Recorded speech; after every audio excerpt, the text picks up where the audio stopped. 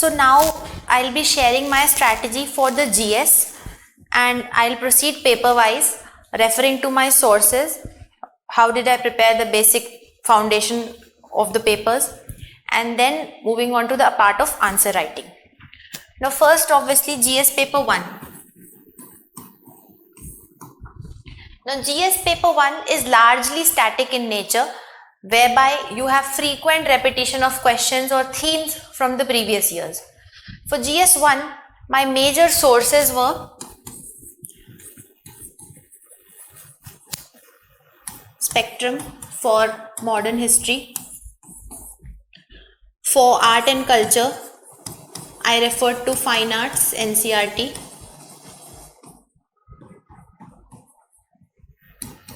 Plus selective chapters from Nitin Singhania.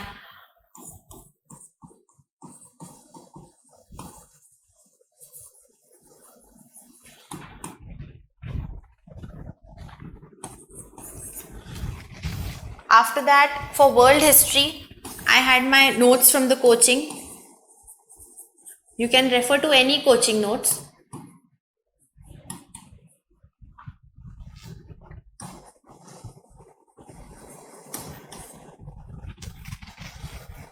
For Indian society also, you can have the terms which are mentioned in the syllabus, for example, communalism, regionalism, family, concept of marriage, etc.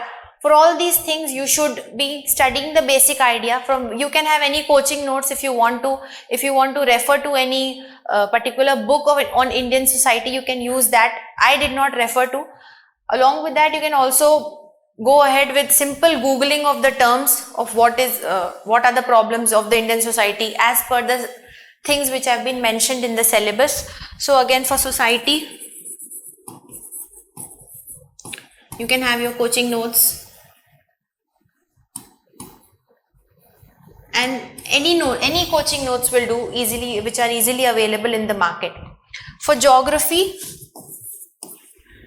since I was an optional student from geography, I did not prepare separately much about GS geography. But what you can do is go with the NCERTs, because their language is very lucid, it's very clear, it's very simple in terms of the questions also which are asked. Along with that, if you want to, you can supplement it with any particular coaching notes, that will also do. So these have been the sources of my GS1, which is largely static in nature.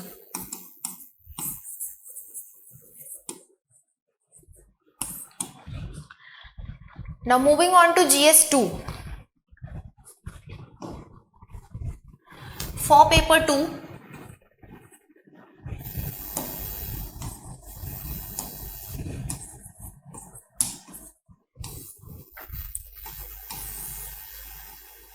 the sources which you can refer to is polity and governance. I take it together. You can have Lakshmikant plus India at 75. Now this is something which is very useful for paper 2, especially for topics like civil services reforms, vulnerable sections, etc. So India at 75 is a very handy book in a way that it is written in terms of introduction, body, recommendation, problems and solution across the themes. So this can play a good role in polity and geography. For social issues, it is largely current oriented.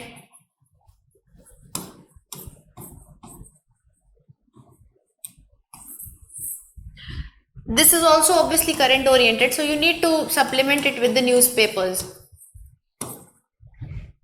For newspapers, I refer to the Hindu. You can either refer to the Hindu or the Indian Express, and you need to keep an eye on the issues which are happening. For example, if there is an issue regarding the post of governor, or if there is an issue regarding the election commission, the collegium system, etc. So keep these issues in mind and prepare your notes accordingly using these sources. The third thing is about international relations. This is largely current affair oriented. You do not have to refer to any specific material. What you can do is, whichever country or whichever issue is in news, try to have a background of that. For example, recently India and Central Asia, those relations were in news. India and West Asia was in news. Now, apart from the happening which is in news, you should also be knowing the context of India and West Asia relations, like how have they evolved historically. So this will actually help you in giving a rich discussion in your answers. So these are the major sources for GS2. For GS3,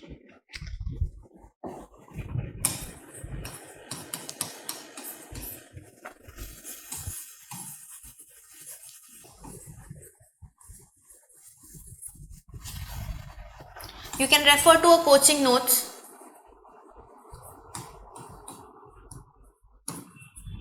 Be it any coaching notes, but that will only provide you a very simple framework of the things which are there about, like for example, for agriculture, for industries, etc. What has been in there, what has been already existing, like the 5-year plans, etc. But what you have to keep in mind is GS3 is completely dynamic in nature. So for all the things of GS3, it is very much current oriented.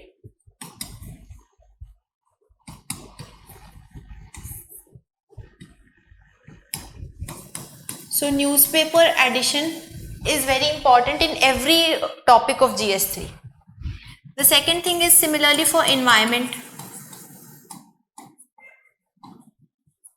There also you will have your newspapers as the primary source of issues which are happening in and around, plus summaries of reports. For example, you have like IPCC reports are coming up, or you have any particular article. Example, you have got a good article written in Down to Earth, you have got a good article written in the Hindu, etc. So keep those articles in mind, keep some of the data points in mind, which will actually help you in framing the answers for environment. Third is your science and tech. So that is again completely current affairs oriented. You can refer to newspapers plus booklets of the coachings, current affairs booklets. This will help you supplement the topics, because these are some small topics which generally get ignored in the mainstream preparation. So you need to just have a tab of the things which are happening, the recent developments in technology which are taking place. You can use it with your newspaper, you can supplement it with your booklets. And the fourth is obviously security issues. Where again I will say you have the one and only source is your newspaper, its editorials specially.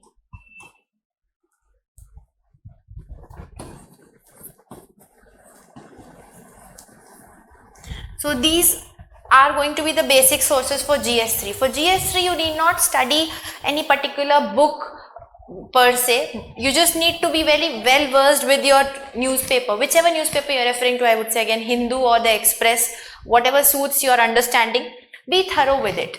Now how do you approach the preparation in terms of these 3 GS? I'll talk separately about ethics. Now for these 3 GS, for every topic,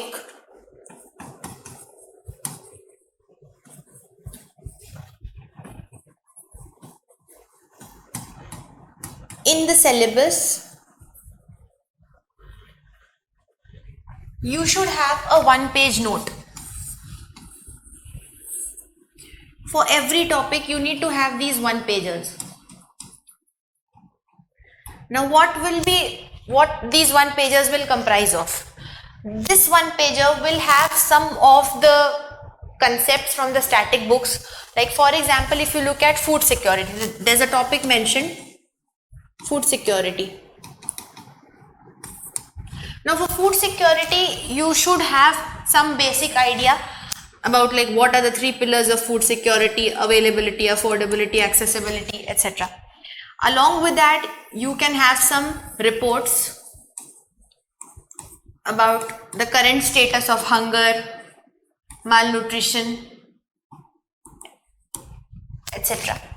Now, with regard to food security, the NFSA Act has also been in news recently.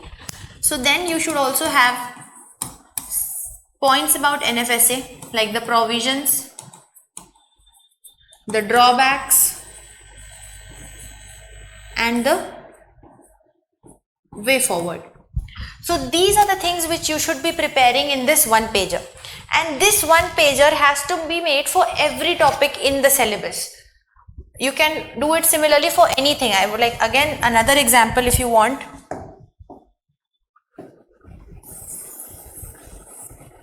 I'll quote it for GS2. For example, you have a topic of the governor. Now in this one pager, you need to have some important facts of the governor, like important articles. Then you should also see what are the issues around the posts of governor, like what are the issues in terms of appointment, in terms of removal, in terms of formation of government,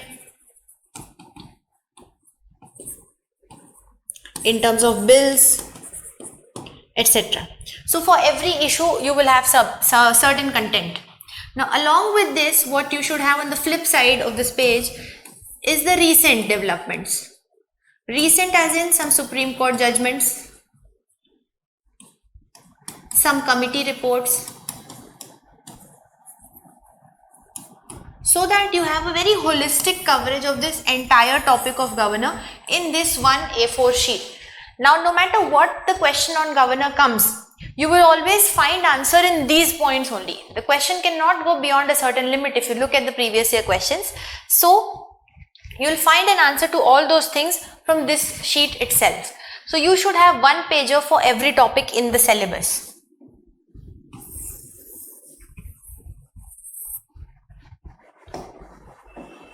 Secondly, have a list of important committees,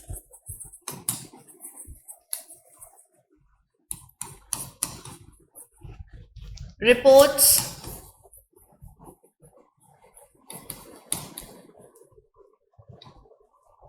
summary, data, facts, case studies. So these are your brownie points. These are basically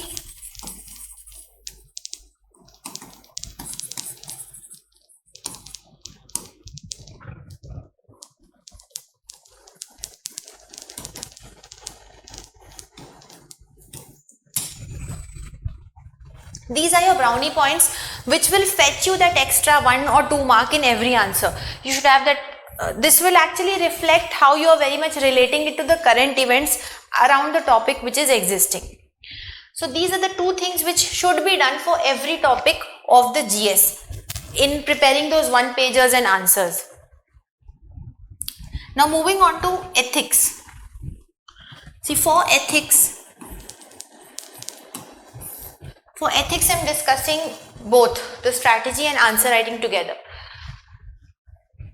For ethics, I would say, in terms of syllabus, I had referred to my coaching notes for ethics. You can have notes of any coaching that will give you a basic understanding of what the demand from the syllabus is. If you do not refer to any particular notes, you can take help from Google. That is also going to help. And you can also refer, there's a very good book which I used this year, Decode Ethics.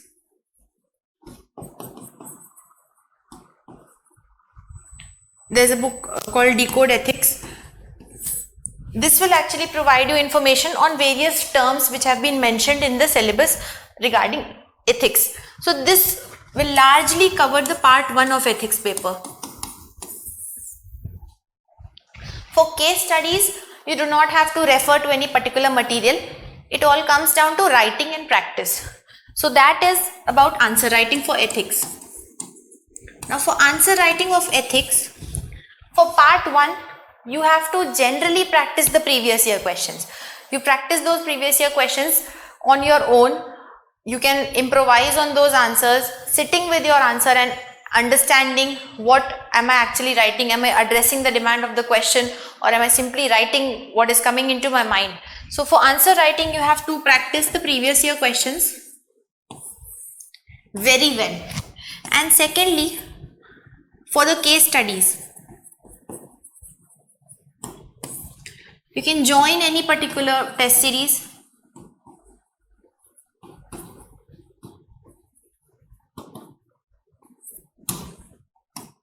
Which will help you write those case studies in that given time, in that given speed, addressing the demand of the question whichever is posted in the case studies. So this has to be the strategy for ethics answer writing. Now for the answer writing of other 3 GS, like you have GS 1, 2 and 3.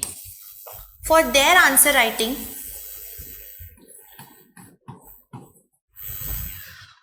the first thing is you should have a practice of the previous year questions. Now, sometimes there are certain previous year questions which are repeated verbatim. That's the rarest case, but you have to focus on the themes of previous year questions. Like for example, if you go by the GS3 Indian Economy Agriculture, you will notice a very common trend that questions regarding horticulture development, organic farming, they are frequently repeated. So this will help you understand those topics which have to be specifically kept in mind while preparing. So that's why I'm saying that focus on the themes of the previous year question. This has to be done on a regular basis. Answer writing, you can should not be beginning from day one. You can begin answer writing after you have done almost 80% of your syllabus. Then I would suggest that you start practicing these previous year questions so that you get into the habit of writing. And after prelims would be the best time to join a test series for GS. I had written around 6 tests for GS 1, 2 and 3 and around 5 for ethics separately, because I wanted to improve in ethics a bit more. So this is how I went about with my tests. The number is not fixed, it can be as per your strength or weakness.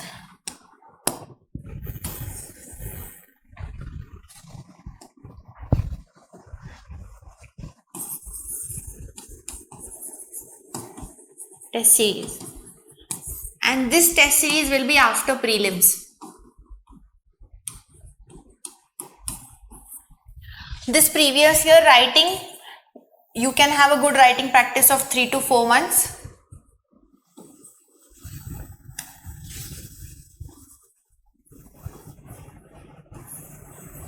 From November, December, January, this can be a good time to work on these previous year questions. For test series specifically, I would say that you should be joining a test series after prelims. So this is a very broad strategy for my GS papers. Now moving on to the next paper of essay. Now essay has been a good game changer for me this year. I increased my scores from 109 to 137 this year, and it is probably one of the good scores this time. Now for essay, what I used to do, I did not specifically prepare for essay. I had not studied any material for essay, and especially now seeing the latest trends in essay where you have philosophical topics, you do not have a very fixed topic, you have vague ideas here and there. So you cannot have a source for essay. What is important in essay is, the first thing is you have to understand the topic very well.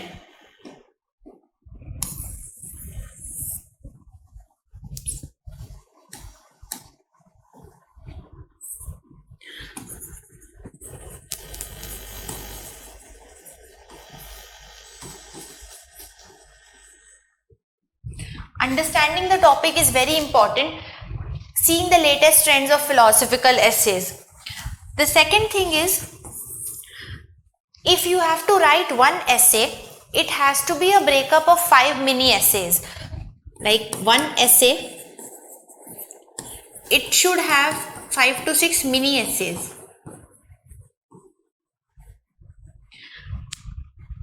which should have a coherence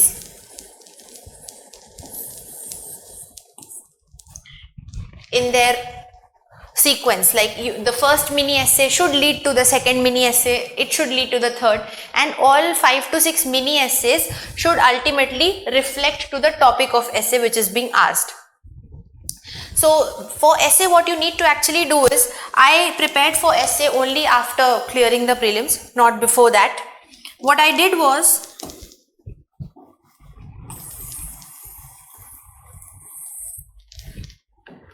I had joined a test series where I wrote 5 essay tests, 10 essays altogether.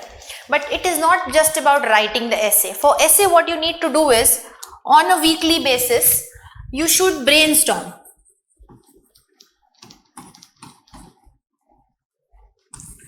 आप लिखो कम essay, that's okay. But what is important is how many essays you have actually brainstormed. So I used to do like 2 per week. Now this number can be variable as per your strengths and weaknesses. So 2 essays per week. Now what I used to do in brainstorming is, suppose there's any topic. Now what you have to do is think from various perspectives on that topic, like what the topic is all about. You will have 10-20 questions which are coming onto your mind once you read the given topic. After you have those 10 to 12 ideas which are coming in your mind,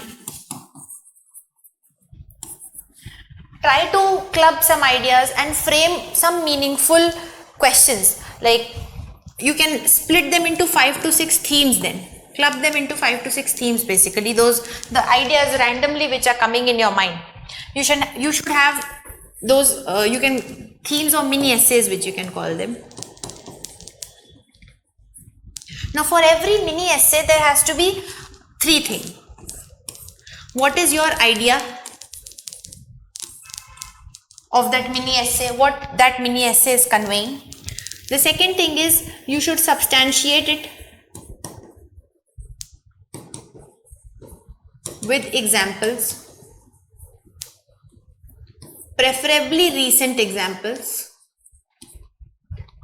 And thirdly, every mini essay should have a logical conclusion or counter argument. If you are bringing a counter argument, the next mini essay which will follow should pick up from that theme of counter argument. If you are bringing a decent conclusion to that mini essay, then also you can have a small connecting paragraph and jump to the new theme. So you do not need any specific preparation for essay. It is just that you need to collect the previous year topics, especially the philosophical topics, sit and brainstorm with those topics. This will actually help you in your essay preparation. As a filler material, if you need something which most of us like, we look for something to add in essay, you can have some collection of quotes, anecdotes. If you are good at reading books or novels, you can get some good lines from there. But remember, this is not the base of essay, not the base. It is just your brownies of essay. You should not base your essay preparation on these 3 things, that I'm simply collecting the quotes, simply collecting the anecdotes, because see, if the topics, the philosophical topics, you'll hardly remember any quote, you'll hardly remember any novel related to that topic in those 3 hours of pressure. So if you remember, that's very good, you obviously should go ahead with it. But if you don't remember, no issues. Like this year in both of my essays, I had no quote in my mind. I'm forgetting which topics I chose, but I did not have any quote to write there, and I simply began with a short anecdote, because that is something which you can create instantly also. So you can go ahead with that. You need not stress ki if I have not written a quote, I'll not get good marks. Your marks will actually depend on that thing, the splitting of essay into mini essays and then having a logical coherence in that. Also for essay, keep your language very simple.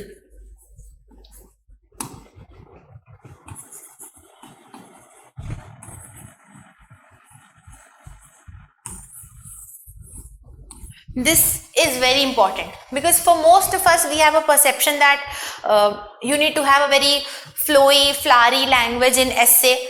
That's not the case. I have never used very flowy, flowery languages. I have just written simple sentences.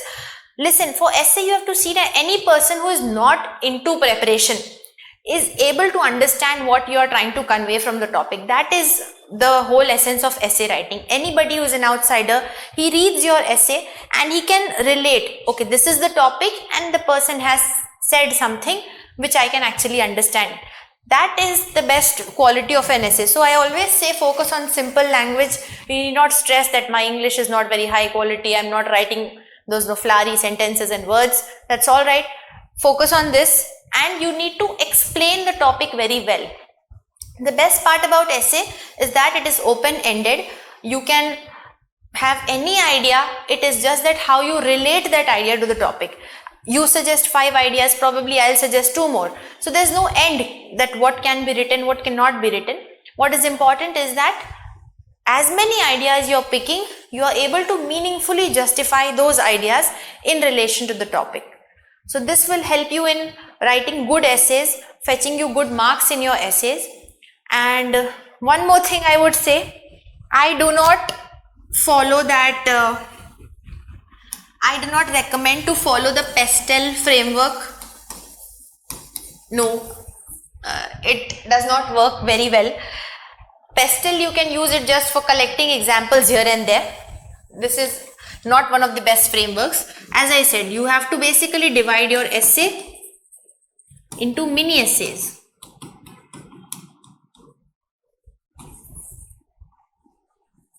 That should be your idea to explain the topic. PESTEL will only help you fetch examples which you can use in these mini essays. So this is all about the essay preparation, and I hope this can guide you in your preparation to some extent. Thank you.